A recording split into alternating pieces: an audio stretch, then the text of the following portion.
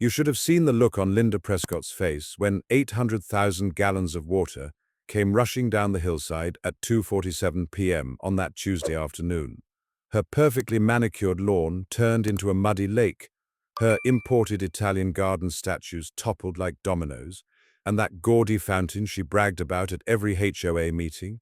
Let's just say it became part of a much bigger water feature than she ever imagined. But I'm getting ahead of myself. My name is Darius Thompson, and I'm a retired Army Corps of Engineers officer who spent 23 years serving this country, building bridges in Afghanistan, and managing flood control systems from Louisiana to North Dakota.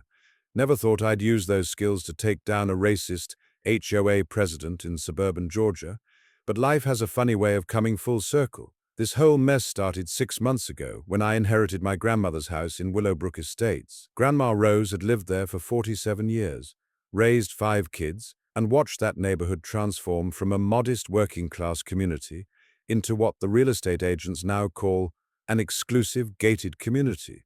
She was the last of the original families, holding out against the tide of McMansions and Mercedes-Benzes that had swept through like a suburban tsunami.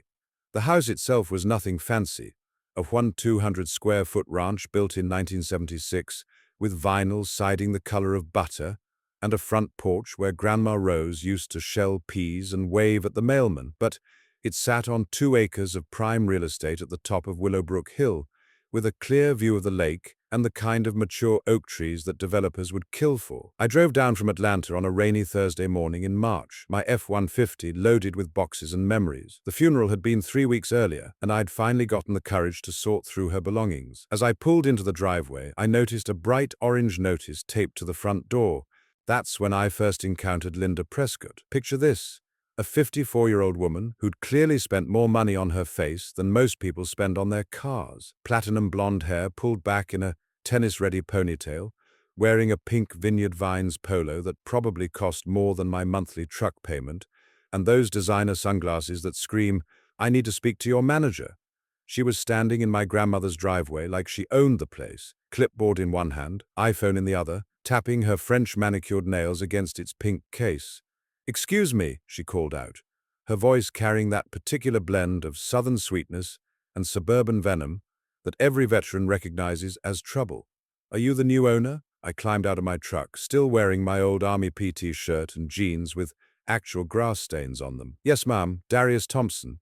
This was my grandmother's house." Her eyes did that quick scan that racist people think they're being subtle about, taking in my dark skin, my clothes, my decade-old pickup truck. I'd seen that look in 100 different places, from officers' clubs in North Carolina to hardware stores in small-town America. It was the look that said, "You don't belong here." "Well, Mr. Thompson," she said, somehow managing to make my name sound like a foreign concept, "I'm Linda Prescott, president of the Willowbrook Estates Homeowners Association. I'm afraid we have several compliance issues with this property that need immediate attention." She handed me the orange notice with the kind of theatrical flourish that belongs in community theater. The document was 3 pages long, printed on official HOA letterhead, and listed 17 different violations ranging from non-compliant exterior paint color to unauthorized vegetation in front yard landscape design. Now, I've read a lot of official documents in my time: military specifications, environmental impact reports, congressional budget authorizations.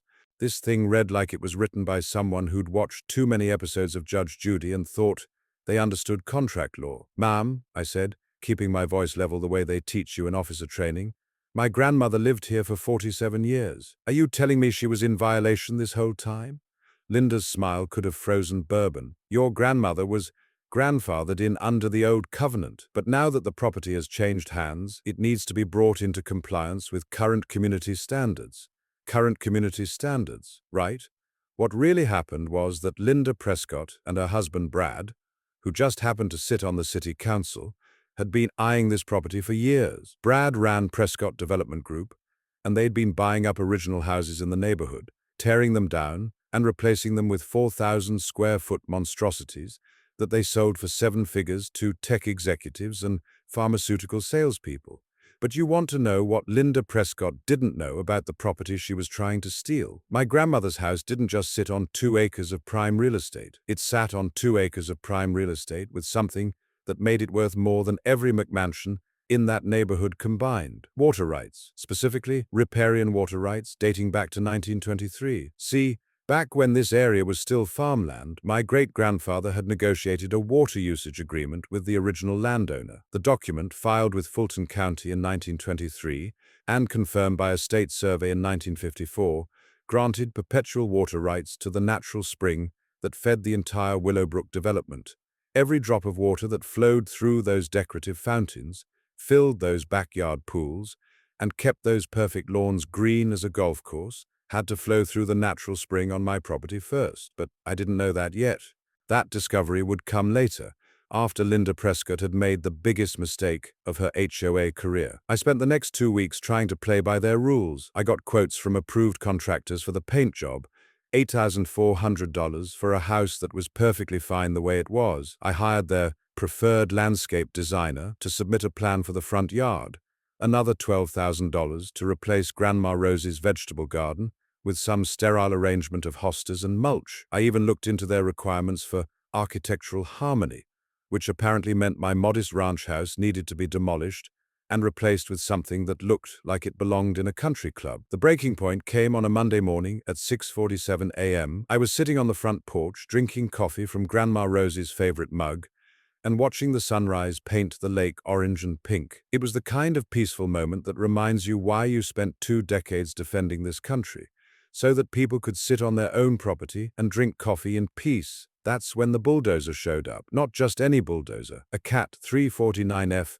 hydraulic excavator, the kind they use for commercial demolition, rolling up my driveway like it owned the place. Behind it came a white pickup truck with Prescott Development Group painted on the side, followed by Linda Prescott herself in her white Mercedes SUV. I set down my coffee and walked out to meet them, still in my pajamas and slippers. The excavator operator, a kid who couldn't have been more than 25, was looking at a piece of paper and scratching his head. "Morning," I called out. "Something I can help you with?" Linda climbed out of her Mercedes, wearing what I'd come to recognize as her battle uniform, white capri pants, a coral-colored sweater that probably cost more than my monthly mortgage, and those same designer sunglasses. She had her clipboard, of course, and that smile that meant someone was about to have a very bad day. "Mr. Thompson," she said, "I'm afraid the HOA board voted last night to begin immediate compliance enforcement. Since you've failed to address the violations within the specified time frame, we're exercising our right to bring the property into compliance ourselves. And send me the bill, I'm guessing? The cost will be assessed as a special lien against the property. Don't worry. You'll have 30 days to pay before we begin foreclosure proceedings." Now, I want you to understand something about military engineers. We don't just build bridges and manage flood systems.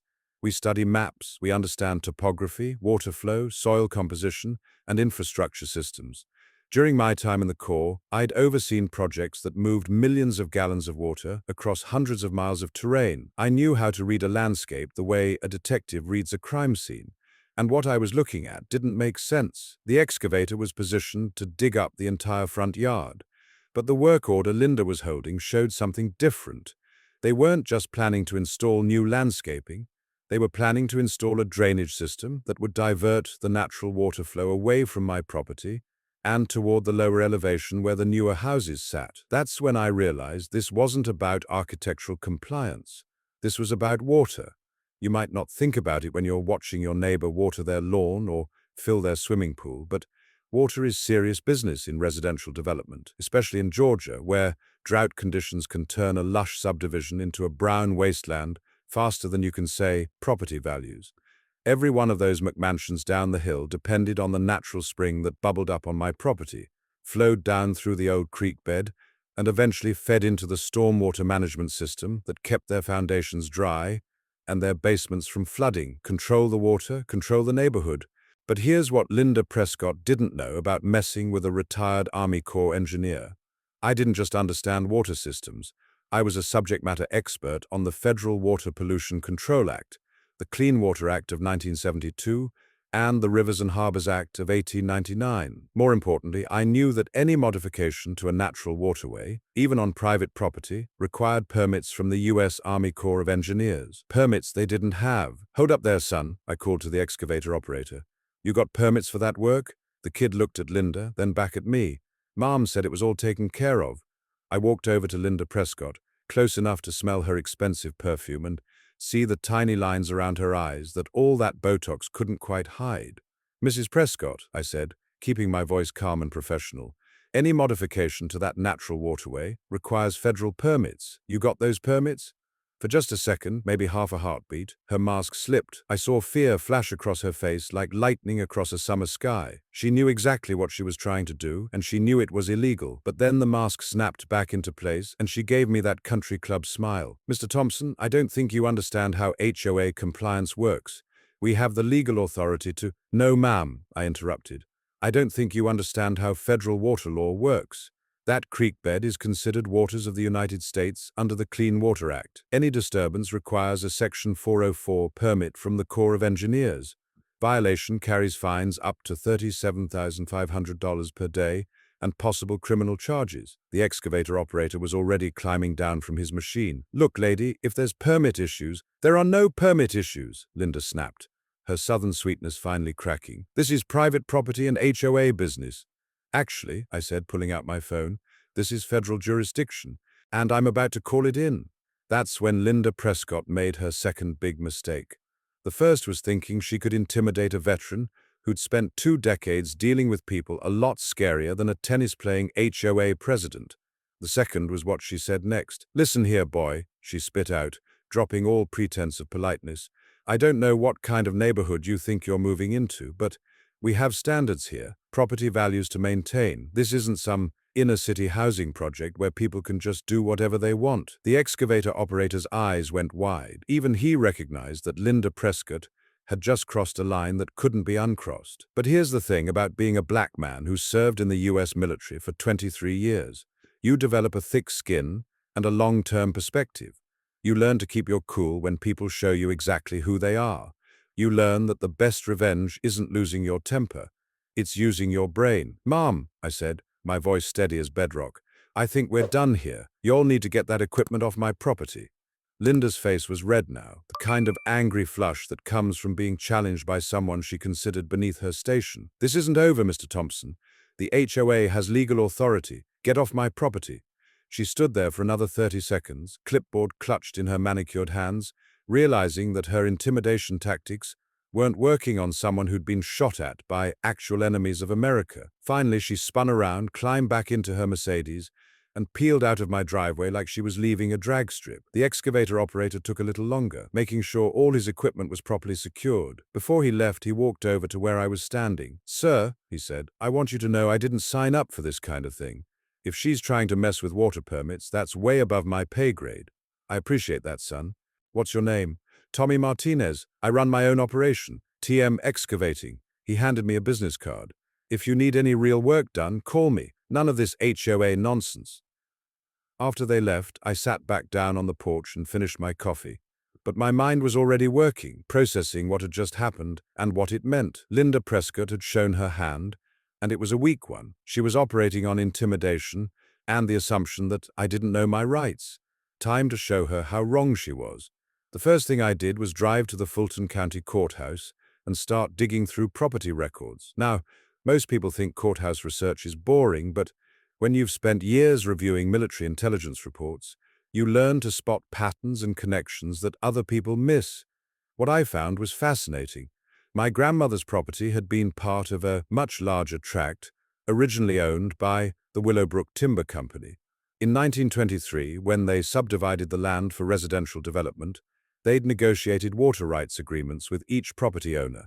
The original covenant, filed in Book 247, page 891 of the Fulton County Records, granted perpetual riparian rights to Lot 15, which was now my grandmother's house. More importantly, those rights had never been superseded or transferred. Every subsequent development in the area, including all the McMansions that Linda Prescott's husband had built, was subject to the original water rights hierarchy. My property sat at the top of the watershed, which meant I had first call on every drop of water that flowed through the entire subdivision. But the real goldmine was what I found in the environmental impact assessments filed with the Georgia Department of Natural Resources. Over the past 15 years, Prescott Development Group had built 47 houses in Willowbrook Estates. Every single one of them relied on the natural spring system for their primary water supply, storm drainage, and landscape irrigation. They'd built a multi-million-dollar development on top of water rights they didn't own. The second thing I did was call my old buddy Marcus Washington, who'd served with me in the Corps and now worked for the Environmental Protection Agency in Atlanta. Marcus and I had been through some tough assignments together: flood response in Louisiana, infrastructure assessment in Iraq, and a particularly nasty toxic cleanup in North Carolina that nobody talks about anymore. "Darius," he said when I called, "how's civilian life treating you?"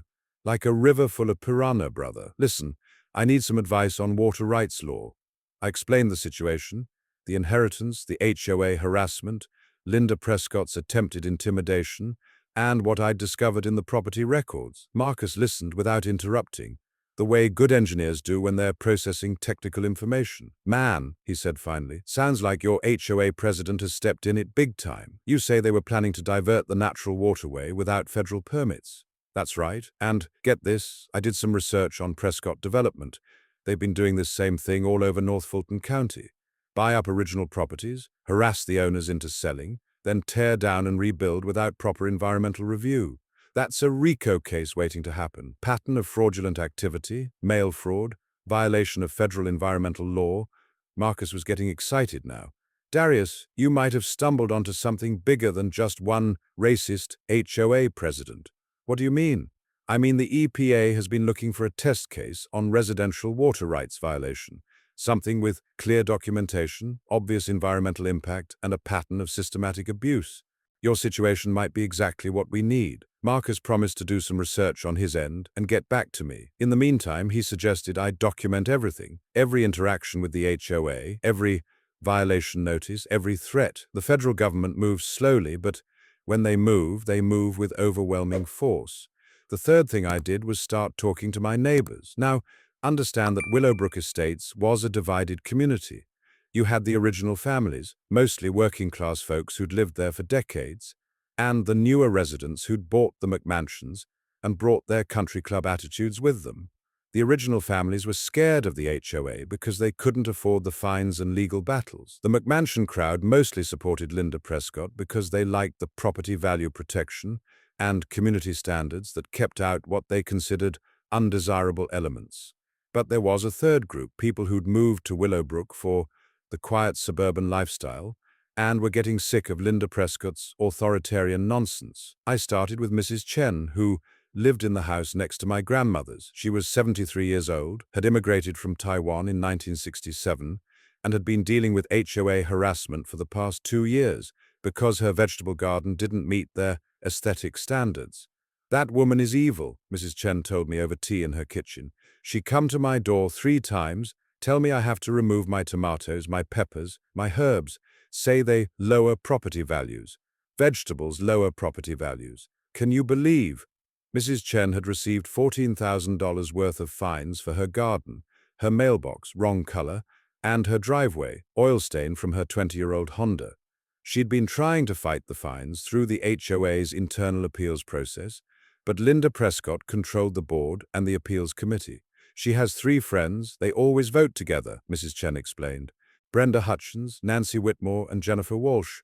They all live in the big houses, all married to men with money. They treat this neighborhood like their private country club." Next, I talked to James Rodriguez, a Marine veteran who'd inherited his grandfather's house on the other side of the hill. James had been dealing with HOA harassment for 18 months, fines for his pickup truck, classified as commercial vehicle, his American flag, wrong size, and his front porch furniture, not from the approved vendor list. "Brother," James told me, "I served 3 tours in Afghanistan so people could have freedom in their own country.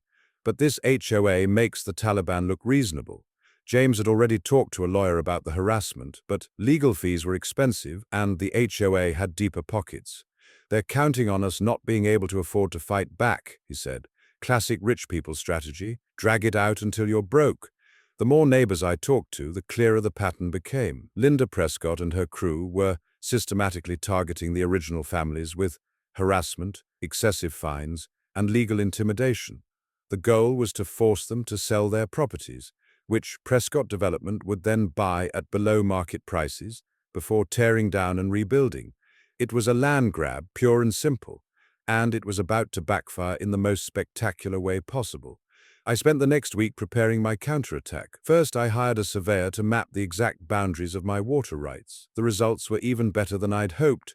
The natural spring on my property was the primary source for the entire Willowbrook watershed. Every house in the development, including Linda Prescott's own McMansion, depended on water that flowed from my land. Second, I researched Georgia water law and federal environmental regulations. What I discovered was that Linda Prescott's attempted drainage diversion wasn't just illegal, it was catastrophically illegal. Modifying a natural waterway without permits violated at least 6 different federal statutes and could result in criminal charges. Third, I started documenting the systematic pattern of HOA harassment against minority homeowners and veterans. Mrs. Chen, Asian, James Rodriguez, Latino, the Johnson family, Black, and now me, all original homeowners, all military families or minorities, all being hit with excessive fines and forced compliance measures. That's when Marcus called me back with news that changed everything. "Darius," he said, his voice tight with excitement, "you need to sit down for this. I ran Prescott Development Group through our database, and they're already under investigation." "For what?" "Mail fraud, wire fraud, and violation of the Clean Water Act. We've had complaints from 3 different counties about their development practices. But here's the kicker. Linda Prescott's husband Brad is being investigated by the FBI for public corruption. According to Marcus, Brad Prescott had been using his position on the city council to fast-track development permits for his own company, while denying permits to competitors. He'd also been steering city contracts to cronies and taking kickbacks from construction companies. The FBI had been building a case for 18 months, but they needed more evidence of systematic fraud. "Your HOA situation might be exactly what they need," Marcus said. "Pattern of harassment, racial discrimination, illegal environmental modification, and public corruption all tied together. It's a federal prosecutor's dream case." Marcus arranged for me to meet with Special Agent Sarah Kim from the FBI's white-collar crime unit. Agent Kim was a small, intense woman with the kind of sharp eyes that missed nothing and the quiet confidence that comes from putting wealthy criminals in federal prison. "Mr. Thompson," she said when we met at a coffee shop in Atlanta, "tell me everything." I laid out the whole story: the inheritance, Linda Prescott's harassment, the illegal water diversion attempt, the systematic targeting of minority homeowners, and the broader pattern of corruption I'd discovered. Agent Kim took notes, but didn't show any reaction until I mentioned the water rights. "Water rights dating back to 1923, she said, looking up from her notepad, "and they were trying to modify the waterway without federal permits?" "That's right. I've got copies of all the original documents, plus the surveyor's report showing the exact boundaries of my riparian rights." Agent Kim smiled for the first time during our meeting. "Mr. Thompson, you might have just handed us the key to this entire investigation." The FBI had been struggling to prove that Brad Prescott's corruption was systematic, rather than just a few isolated incidents. But my situation showed a clear pattern: use HOA harassment to force property sales, buy properties at below-market prices, then develop them without proper environmental review. It was organized crime dressed up as suburban homeowner association. "We're going to need your cooperation," Agent Kim said. "Continue documenting everything, but don't take any action that might tip them off that we're investigating." "What kind of action?" "Don't cut off their water yet." I must have looked surprised because Agent Kim smiled again. "Mr. Thompson, you're a civil engineer. I'm sure you've already figured out that your water rights give you significant leverage over the entire development." She was right. I had been thinking about it. My property controlled the primary water source for 47 McMansions, a community center with a swimming pool, and a golf course that probably used 50,000 gallons a day for irrigation. If I chose to exercise my full water rights, which I was legally entitled to do, I could turn Willowbrook Estates into a very expensive desert. But Agent Kim was asking me to wait, let Linda Prescott dig herself deeper into the hole while the FBI built their case. That lasted exactly 4 more days. On Thursday morning at 9:23 a.m., I was in my kitchen making breakfast when I heard heavy machinery outside. I looked out the window and saw a convoy of trucks coming up my driveway. Another excavator, a concrete mixer, and 3 pickup trucks full of workers wearing Prescott development uniforms. Linda Prescott was back, and this time she'd brought an army. I walked outside in my bathrobe and slippers, coffee mug in hand, trying to look like a confused homeowner instead of a retired military officer who was about to end this woman's career. "Morning, Mrs. Prescott," I called out. "Something I can help you with?" Linda climbed out of her Mercedes wearing what I'd started thinking of as her war paint, a hot pink power suit that probably cost more than most people's monthly salary, those designer sunglasses, and enough jewelry to fund a small military operation. "Mr. Thompson," she said, her voice dripping with fake politeness, "the HOA board has voted to begin emergency compliance procedures. Your property has been deemed a health and safety hazard due to improper drainage and pest control issues." "Pest control issues?" She handed me another official-looking document. "Standing water from your inadequate drainage has created breeding grounds for mosquitoes and other disease vectors. The board has authorized immediate remediation to protect community health." I scanned the document, which was even more creative than her previous legal fiction. According to this masterpiece, my property was a public health threat because the natural spring created stagnant water conditions that posed significant risk of West Nile virus and other mosquito-borne diseases. "Ma'am," I said, "that's not stagnant water. That's a natural spring that's been flowing for thousands of years." "Mr. Thompson, I don't think you understand the seriousness of this situation. We have a legal obligation to protect the health and safety of all residents." What Linda Prescott didn't understand was that I'd been expecting this. Agent Kim had warned me that desperate people do desperate things, and Linda Prescott was getting desperate. Her husband's corruption investigation was heating up. Her illegal HOA scheme was unraveling, and she was running out of time to grab my property before the whole thing collapsed. So she was going all in on one final gambit. "Mrs. Prescott," I said, setting down my coffee mug and straightening up to my full 6'2" height, "I need to inform you that this property is currently under federal environmental protection due to its status as a critical watershed area. Any disturbance of the natural water system requires permits from the U.S. Army Corps of Engineers, the Environmental Protection Agency, and the Georgia Department of Natural Resources." "That's ridiculous. This is private property."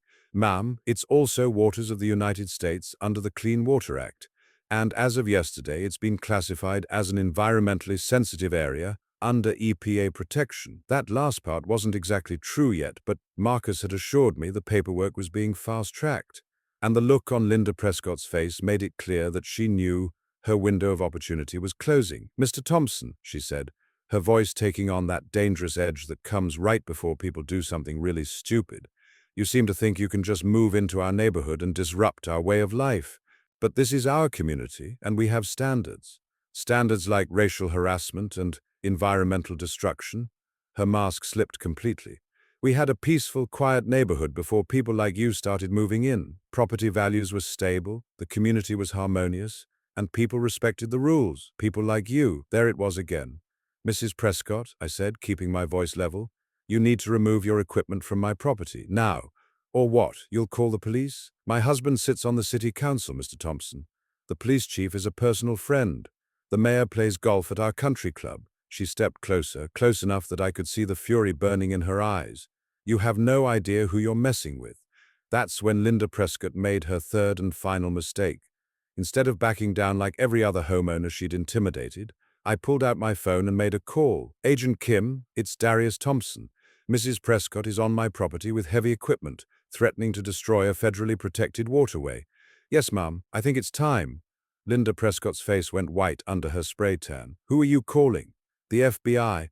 The next 36 hours were like watching a controlled demolition. Everything Linda Prescott had built, her power, her schemes, her racist little kingdom, came crashing down in exactly the sequence the FBI had planned. It started at 6:15 a.m. on Friday morning, with simultaneous raids on Brad Prescott's development company, the city planning office, and Linda Prescott's house. By 7:30 a.m., both Prescotts were in federal custody, charged with conspiracy, mail fraud, wire fraud, money laundering, civil rights violations, and environmental crimes. But the beautiful part, the part that would have made Grandma Rose laugh until she cried, was what happened to Willowbrook Estates itself. See, while the FBI was building their case against the Prescotts, Marcus had been working with the EPA to get my property designated as a critical watershed area. The natural spring that fed the entire development was classified as environmentally sensitive habitat, which meant any modification required years of environmental impact studies and federal permits. More importantly, it meant I could legally exercise my full water rights without interference from the HOA or anyone else. At 8:47 a.m., while Linda Prescott was being processed at the federal courthouse, I opened the main valve that controlled water flow to the Willowbrook Estates distribution system. Then I closed it. Not completely. I'm not a monster. I left enough flow to meet basic household needs for drinking, cooking, and sanitation. But all those decorative fountains, swimming pools, irrigation systems, and ornamental water features that made Willowbrook Estates look like a country club, they went dry. By noon, I had 47 very angry McMansion owners at my front door, demanding to know why their pools weren't filling and their sprinkler systems weren't working. I explained very politely that I was exercising my legal water rights as documented in the 1923 Covenant and confirmed by federal environmental protection status. But what about our property values? Wailed Brenda Hutchins, Linda's second-in-command on the HOA board. What about Mrs. Chen's vegetable garden? I replied. What about our golf course? Demanded Nancy Whitmore, whose husband owned 3 car dealerships and a small mountain of HOA legal fees. What about James Rodriguez's pickup truck? It took about 6 hours for the reality to sink in. Without Linda Prescott's illegal water diversion scheme, the natural flow patterns meant that my property got first claim on every drop of spring water. The McMansion crowd could have enough water for basic needs, but their lifestyle of luxury landscaping and backyard water parks was over, unless, of course, they wanted to renegotiate. That evening, I called a community meeting at the local VFW hall, not the Willowbrook Estates Community Center. That was HOA property, and I wanted this to be neutral ground. I invited everyone who lived in the development, from the original families to the newest McMansion owners. The turnout was better than a 4th of July barbecue. I stood up in front of about 200 people, some of them angrier than hornets, and others trying not to smile too broadly. Ladies and gentlemen, I began, I think we all know why we're here. The Prescott family has been arrested on federal charges. The HOA is in legal chaos, and water distribution in our neighborhood has changed significantly. You can't just cut off our water, someone shouted from the back. We have rights. You absolutely have rights, I agreed. Just like Mrs. Chen had rights to grow vegetables in her own front yard. Just like James Rodriguez had rights to park his truck in his own driveway. Just like every family in this room has rights to live in peace without harassment. I spent the next hour explaining the legal situation, the water rights, the federal environmental protection, the FBI investigation into systematic corruption and civil rights violations. Some people were hearing this for the first time. Others were starting to understand that Linda Prescott's property value protection had been built on sand. Here's what I'm proposing, I said. We dissolve the current HOA structure and create a new homeowners association based on actual community cooperation instead of intimidation. We establish reasonable community standards that respect everyone's property rights. And we set up a fair water-sharing agreement that preserves the natural environment while meeting everyone's legitimate needs. And if we don't agree, asked Jennifer Walsh, the 4th member of Linda's inner circle, then you can drill your own wells, install your own septic systems, and maintain your own private utilities. It's a free country. The vote wasn't even close. The new Willowbrook Community Association was approved 186 to 14, with new bylaws that prohibited discrimination, excessive fines, and environmental modification without proper permits. James Rodriguez was elected president, Mrs. Chen became treasurer, and I agreed to serve as the environmental compliance officer. The final piece of poetic justice came 6 months later, when the EPA completed their investigation of Prescott Development Group. It turned out that Brad and Linda Prescott had been systematically violating environmental laws for over a decade, building developments on protected wetlands, dumping construction debris in streams, and falsifying environmental impact reports. The fines totaled $14.7 million, but the criminal charges were what really got them. Brad Prescott was sentenced to 8 years in federal prison for public corruption, mail fraud, and environmental crimes. Linda got 6 years for conspiracy and civil rights violations. Their McMansion was seized by the federal government to help pay the fines. As for me, I'm still living in Grandma Rose's house, which I've renovated with energy-efficient windows, a new roof, and a front porch that's big enough for the whole neighborhood to gather for barbecues. Mrs. Chen grows enough vegetables to feed half the community, and her tomatoes are legendary. James Rodriguez started a landscaping business using native plants and sustainable water management techniques. And every morning at sunrise, I sit on that front porch with my coffee, watching the water flow down from the natural spring, past the vegetable gardens and the modest houses where real families live real lives, down toward the lake that reflects the Georgia sky like a mirror. The sound of that water flowing freely, not diverted, not controlled, not stolen, is the sound of justice. You know what the craziest part of this whole story is? Linda Prescott thought she was protecting property values by keeping out undesirable elements. But since we got rid of the racist HOA structure and established actual community cooperation, property values in Willowbrook have increased by 23%. Turns out that people want to live in neighborhoods where they can grow vegetables, park their work trucks, fly their American flags, and raise their families without some country club wannabe breathing down their necks. The old Prescott development McMansions, most of them sold within 18 months to families who actually wanted to be part of a community instead of ruling over one. The new owners ripped out those water-wasting ornamental landscapes and replaced them with native plants that don't need constant irrigation. They converted the oversized lawns into gardens, playgrounds, and spaces where neighbors actually talk to each other. But here's something that would have made Grandma Rose proud. Remember that natural spring that started this whole mess? The EPA designated it as a protected watershed area, which means it's preserved forever. No development, no modification, no corporate schemes to turn it into profit. Just clean water flowing the way it has for thousands of years, supporting the community the way nature intended. We even put up a little memorial plaque next to the spring, dedicated to Rose Thompson and all the original families who built this community with their own hands and defended it with their courage. Every Veterans Day, we hold a ceremony there, honoring the military families who served their country and came home to fight a different kind of battle for the right to live free in their own neighborhoods. Agent Kim told me later that our case became a model for federal prosecution of HOA corruption across the country. The FBI has opened investigations in 12 different states, targeting racist HOAs that use harassment and fake violations to force out minority homeowners. The Department of Justice now has a dedicated civil rights unit focused on residential discrimination, disguised as community standards. Marcus got promoted to regional EPA director and still calls me every few months with stories about developers who thought they could bulldoze their way through environmental laws. You should see their faces, he laughs, when they find out that the guy reviewing their permits spent 20 years in the Army Corps of Engineers. As for the water rights that saved our neighborhood, they're now held in a community trust that can never be sold or transferred. Every family in Willowbrook has guaranteed access to clean water, and any future development has to respect the natural flow patterns that have sustained this land for centuries. Tommy Martinez, the excavator operator who refused to participate in Linda's illegal drainage scheme, became our go-to contractor for all the environmental restoration work.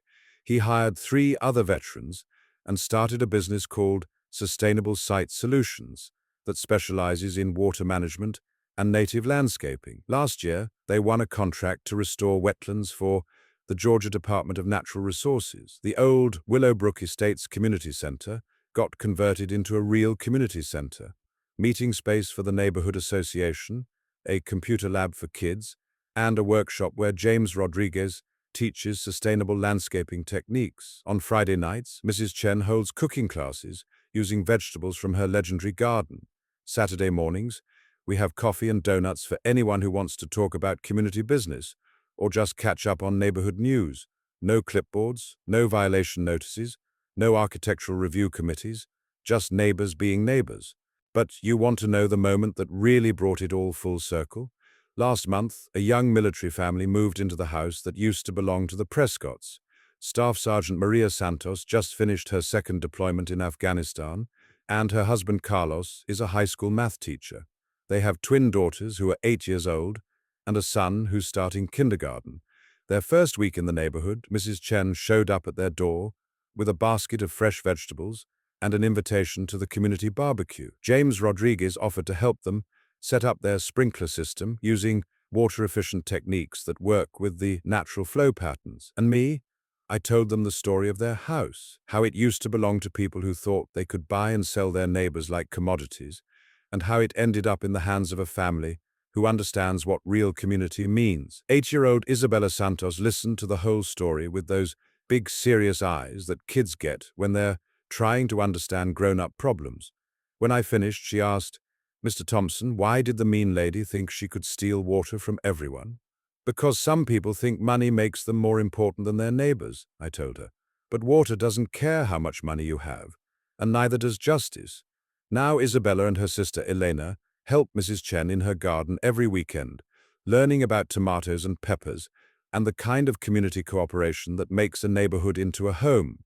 Their little brother Miguel has claimed the tire swing that James hung from the big oak tree by the spring, and you can hear his laughter echoing across the water every evening when the sun starts to set behind the hills. That's the sound I hear now when I sit on Grandma Rose's porch with my morning coffee, not the artificial fountains and status symbols that Linda Prescott thought made a community valuable, not the whir of golf course irrigation systems watering grass that was never meant to grow in Georgia clay, just the sound of water flowing free, children playing safe, and neighbors taking care of each other the way Americans have always done when they're not being told they can't. The FBI investigation into HOA corruption that started with our case has now resulted in 127 indictments across 15 states. The Department of Justice has recovered over $89 million in fraudulent fines and forced sales. More importantly, they've established federal precedent that HOA harassment based on race, military status, or economic class constitutes civil rights violation punishable by federal prison time. Linda Prescott is currently serving her sentence at FCI Tallahassee, where she's probably learning that orange jumpsuits don't come from approved vendors, and commissary food doesn't meet her aesthetic standards. Brad is at FCI Coleman in Florida, sharing a cell with a former city councilman from Jacksonville who had a similar arrangement with local developers.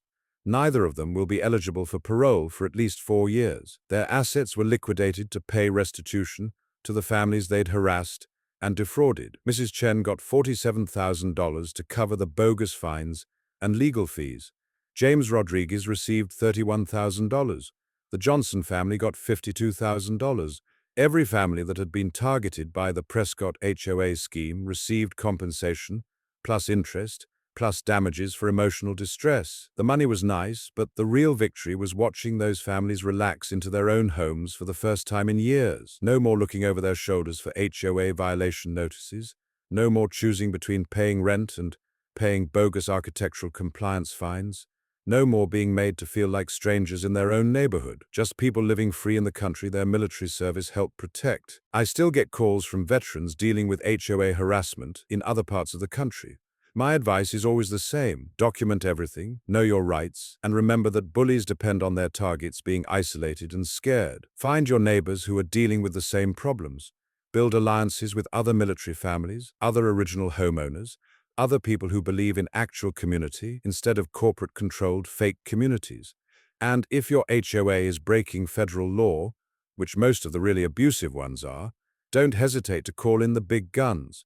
The FBI, the EPA, the Department of Justice, they have resources that dwarf anything a suburban HOA can throw at you, and they take civil rights violations very seriously, especially when those violations are being committed against veterans who spent decades defending those rights overseas. Last week, I got a letter from a Marine veteran in Arizona whose HOA was trying to force him to remove his vegetable garden because it violated their desert landscape standards. I sent him copies of all the federal water rights documentation from our case, plus Agent Kim's contact information at the FBI. Yesterday, he called to tell me that his HOA had received a visit from federal investigators and suddenly decided that vegetable gardens were an acceptable expression of individual property rights within community guidelines.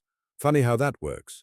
The other day, I was talking to my neighbor's kid, that's Isabella Santos, who's now 9 years old and has become quite the expert on water conservation and sustainable gardening. She was helping me repair a section of the Natural Springs overflow channel that had gotten clogged with autumn leaves. "Mr. Thompson," she said, her hands muddy from clearing debris, Why do you think some people want to control things that don't belong to them? It's a good question, the kind that kids ask when they're trying to make sense of a world where adults sometimes behave worse than children. I think some people get confused about what makes them important, I told her.